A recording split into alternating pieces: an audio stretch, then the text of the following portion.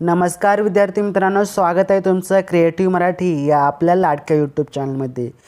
मित्रांनो, आजच्या व्हिडिओमध्ये आपण पाहणार आहोत लॉर्ड मेयरचा ठराव आणि त्याचे शिफारस वगैरे सर्व काही आपण या व्हिडिओमध्ये अभ्यासणार आहोत।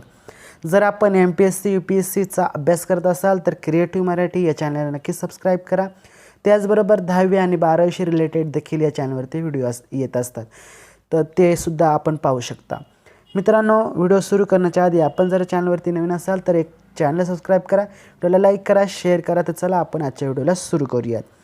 पहा मित्रांनो, लॉर्ड मेयरचा ठराव 1858च्या राणीच्या जाहीरनाम्याने भारतात ब्रिटिश सरकारची सत्ता स्थापन झाली। मुंबई प्रांतात 1860मध्ये ग्रामीण भागाच्या स्थानिक कार्यासाठी जिल्हा समित्या ज्या आहेत त्या स्थापन करण्यात आल्या। या समित्यांवर स्थानिक निधी गोळा करण्याची जबाबदारी सोपवली। ब्रिटिशांनी जिल्हा स्थानिक प्रशासनाचा घटक बनला। तसेच 1866मध्ये या समित्यांवर रस्ते उपकर आकारून तो वसूल करण्याची जबाबदारी देखील दिली। सन 1869मध्ये या समित्यांना कायदेशीर दर्जा देण्यात आला। जिल्हा अधिकारी हा जिल्हा समितीचा अध्यक्ष होता, त्याचा मदतीला इतर अधिकारी व कर्मचाऱ्यांची नेमणूक केली। 1870मध्ये पहा मित्रांनो काय झालं, 1870मध्ये लॉर्ड मेयोने आर्थिक विकेंद्रीकरणाचे धोरण स्वीकारले। मेयोच्या ठरावानुसार सार्वजनिक आरोग्य आणि वाहतूक ही खाती प्रांतिक सरकारकडे सोपवण्यात आली। तसेच या खात्याचा कारभार करण्यासाठी आवश्यक असणारा निधी केंद्र सरकारला देणार होते व त्यातील तूट भरून काढण्यासाठी प्रांतिक सरकारांना स्थानिक कर लावण्याचा अधिकार मिळाला।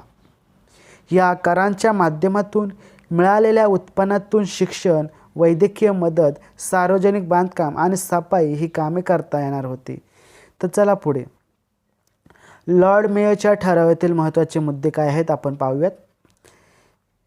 पहिला मुद्दा आहे प्रांतिक सरकारचे अधिकार वाढले पाहिजे। दुसरा, प्रांतिक सरकारकडे काही कामे सोपवून त्यांची जबाबदारी वाढवण्यात आली।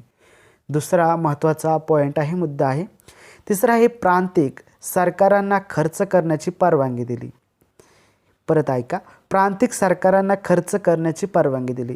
चौथा आहे प्रांतिक सरकारांना लागणाऱ्या खर्चाची तरतूद करण्यासाठी उत्पन्नाची साधने जमवण्याची जबाबदारी देखील देण्यात आली।